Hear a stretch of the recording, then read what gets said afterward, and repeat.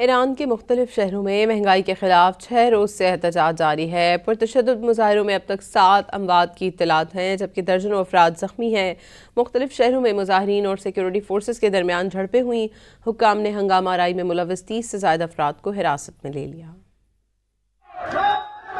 Tehran کے تاجروں کا احتجاج ایران کے مختلف شہروں میں پھیل گیا۔ 6 روز سے جاری احتجاجی مظاہروں میں اموات کی تعداد 7 ہو گئی ہے، جبکہ درجنوں افراد زخمی ہیں۔ ایرانی میڈیا کے مطابق کوہ دشت، اصفہان، لورستان اور ازنا سمیت مختلف شہروں میں مظاہرے پرتشدد ہو گئے۔ مظاہرین اور سیکورٹی فورسز کے درمیان شدید جھڑپیں ہوئیں۔ کوہ دشت میں تصادم کے دوران ایک سیکورٹی اہلکار بھی مارا گیا۔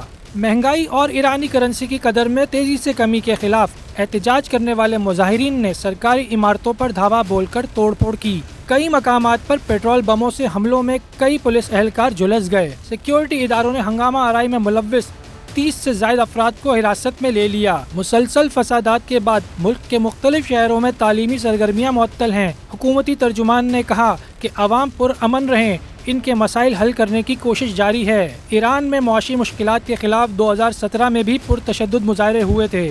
ان مظاہروں میں 21 اموات ہوئی تھیں۔